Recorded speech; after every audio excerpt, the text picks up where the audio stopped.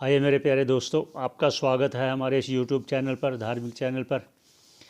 हमारा प्रयास है कि जो सनातन संस्कृति है उसको प्रचार प्रसार द्वारा आप लोगों तक पहुंचाया जाए। शास्त्रों में जो जो कथा आती है, जो जो उपयोगी है मनुष्य के लिए, उस पर चर्चा किया जाए।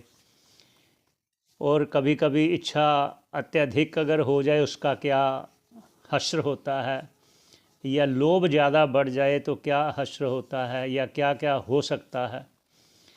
आज चर्चा करेंगे राजा नहुष की। एक राजा नहुष हुए हैं, तो वो बहुत धर्मात्मा थे, बहुत ईश्वर परायण थे, भक्त थे और बहुत दयालु स्वभाव के थे। भगवान में बहुत भक्ति रखते थे, श्रद्धा रखते थे। तो एक बार ऐसे हुआ कि राजा इंद्र से ब्रह्म हत्या हो गई।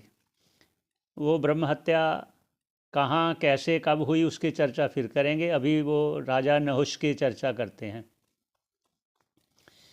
तो ब्रह्म हत्या लगने पर इंद्र घबरा गए, डर गए कि मुझे ब्रह्म हत्या हुई, मेरे से ब्रह्म हत्या हुई है तो मैं आज स्वर्ग का राज्य संभाल नहीं पाऊंगा। वो छुप गए उस हत्या के डर से कि मुझे ये हत्या लगेगी, लेकिन मैं कहीं भाग जाऊं, छुप जाऊं। वो जो चले गए स्वर्ग को छोड़कर। तो जब स्वर्ग को छोड़कर चले गए तो आप सब जानते हैं कि सिंहासन खाली नहीं रखा जाता। तो सभी जो दूसरे देवता थे उन्होंने राय किया कि राजा नहुष को ईश्वर परायण है, उसको स्वर्ग का राजा बना दिया जाए। पर जो 100 अश्वमेघ यज्ञ करता है उसको ही इंद्र का पद दिया जाता है, पर वो इतना उनके पास पुण्य नहीं है, तो क्या करें। तो ऋषियों ने अपने पुण्य का भाग, सभी ऋषियों ने मिलकर उस राजा नहुष को देकर उसके योग्य बनाकर, ये अयोग्य थे, इंद्र पद के अयोग्य थे नहुष राजा। तो इसलिए ऋषियों ने अपने पुण्य के प्रताप से पुण्य का भाग देकर उनको उस योग्य बना तो दिया, स्वर्ग का राजा बन गए। जब स्वर्ग के राजा बन गए तो धीरे धीरे उनके मन में लोभ उत्पन्न हुआ। ये लोभ ये हुआ कि जब मैं स्वर्ग का राजा हूँ तो स्वर्ग की सभी वस्तुओं पर अधिकार मेरा है। ऐसा विचार आते ही राजा नहुष के मन में आ गया कि इंद्र की पत्नी इंद्राणी भी मेरी है, उसी को प्राप्त करने की वो इच्छा करने लग गए।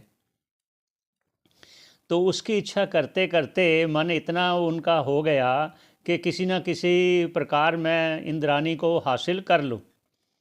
तो ये बात इंद्राणी को भी पता चल गई, क्योंकि जो भी स्वर्ग में रहने वाले हैं वो सूक्ष्म देह से वो जान जाते हैं पुण्यों के बल से। तो ये बात बृहस्पति गुरु जी जो देवताओं के हैं उनको भी पता चली। तो इंद्राणी ने बृहस्पति जी को कहा कि क्या करूं मैं, कैसे करूं। तो उन्होंने कहा आप चिंता मत करो, इसका भी उपचार करते हैं। तो आपने ऐसे कीजिए, आप राजा नहुष को कहो कि जब मेरे पास इंद्र आते थे मिलने मुझे, तो जो ऋषि हैं उनसे वो पालकी उठवा कर आते थे, पालकी में बैठते थे और ऋषि पालकी उठाते थे तो मेरे पास आते थे। आप भी ऋषियों को कहो वो आप पालकी में बैठें और वो ऋषि पालकी उठाकर आएँ, तो आप मेरे से आके मिल सकते हो। तो इंद्राणी ने ऐसा संदेश भेज दिया राजा नहुष को। तो राजा नहुष तो खुश हो गया, कहते इंद्राणी तो स्वयं मुझे कह रही है कि आओ। तो राजा नहुष ने उस समय ऋषियों को आज्ञा दी कि आओ पालकी उठाओ और मुझे वहाँ लेके चलो। तो राजा की आज्ञा थी। तो जो ऋषि थे वो तपस्या में लीन रहने के कारण थोड़े से देह से कमज़ोर थे, तो वो पालकी सुविधा से नहीं उठा पाए, तो धीरे धीरे चल रहे थे। तो राजा नहुष ने कहा कि जल्दी जल्दी चलो, जल्दी चलो। उन्हें जल्दी मिलने की इच्छा थी, इसलिए राजा नहुष बार बार बोले जल्दी चलो, जल्दी चलो। और संस्कृत में सर्प सर्प ऐसे बोलते हैं वो जल्दी को। तो सर्प सर्प कहने से तो वो नहीं चल पा रहे थे ऋषि, कमज़ोर होने के कारण। तो राजा नहुष को जल्दी थी इंद्राणी के पास जाने की। तो उन्होंने क्रोध में आकर, आप जानते हैं जब हमारी इच्छा कोई पूर्ण ना हो या उसमें कोई रुकावट आ रही हो तो हमें क्रोध उत्पन्न हो जाता है। भगवान भी कह रहे हैं गीता में, काम एष है, क्रोध एष है, रजोगुण समुद्भव। ये इसलिए उन्हें क्रोध आया तो उसने एक पाँव से ठोकर लगा दी राजा अगस्त को, अब ऋषि अगस्त को, क्योंकि ऋषि से पालकी उठवा रहे थे। तो ऋषि को जब पाँव की ठोकर लगी तो उन्हें क्रोध आ गया, इसलिए क्योंकि ईश्वर की इच्छा होती है जो जो होए सोई जो राम रचे राखा।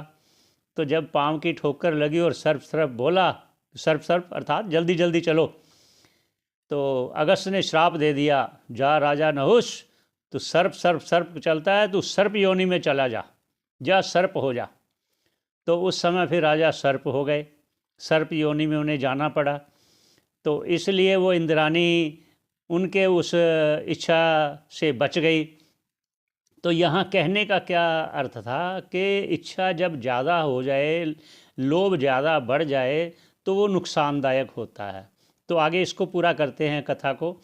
तो वो जब सर्प हुए तो राजा नहुष अगस्त जी के श्राप से, वो उन्होंने जब 3 बार बोला था ना, सर्प सर्प सर्प जल्दी जल्दी जल्दी चलो, तो वो 3 युग तक वो सर्प योनि में उनको रहना पड़ा। और देखिए सतयुग में, फिर त्रेता में और फिर द्वापर में युधिष्ठिर जी ने आत्म तत्व का उपदेश देकर उनका उद्धार किया था राजा नहुष का। ये कथा आती है। और एक बीच में और भी कथा आती है बीच में कि लोभ जब ज़्यादा बढ़ जाता है तो कहाँ तक वो कर बैठता है कार्य। तो कहा जाता है, ऐसे शास्त्रों में आया है, एक ग्रंथ में पढ़ा था कि भगवान बद्रीनाथ जी की जो मूर्ति थी पहले पूर्व काल में, वो थी पारस मणि की, पारस पत्थर की थी, पारस पत्थर की थी। तो किसी लोभी को पता चला कि भगवान की मूर्ति पारस की है, पारस पत्थर की है। तो उन्हें यह भी पता था पारस के ये जिसको भी छुएगा लोहे को तो वो सोना बन जाएगा। लोभवश उसने उस मूर्ति की एक उंगली को किसी प्रकार तोड़ कर ले गया।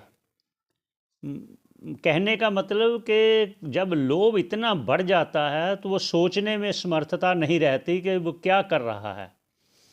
इसलिए ईश्वर की शरण, ईश्वर का भजन, ईश्वर की आराधना करने से वो मन में बल मिलता है कि हम उस विवेक पूर्वक होकर कार्य करें। यहाँ था लोभ, ये हमारा प्रयास था इस कथा के माध्यम से कहने के। इच्छा भी ज़्यादा, अति हर चीज़ की अच्छा ही नहीं। इच्छा हो ज़्यादा या लोभ, क्योंकि इच्छा पूर्ण होगी तो फिर लोभ बढ़ जाता है, जब लोभ और बढ़ जाता है तो फिर और प्रबल हो जाता है। तो युधिष्ठिर के आत्म तत्व के उपदेश देने से राजा नहुष का उद्धार हुआ सर्प योनि से। ये कथा के माध्यम से आपसे कहना था। चलो, आप सबके मंगल की कामना करते हुए यहीं विश्राम देते हैं। पुनः और कथा से लेकर आपके सामने भेंट करेंगे आपसे। सभी का धन्यवाद श्रवण करने का।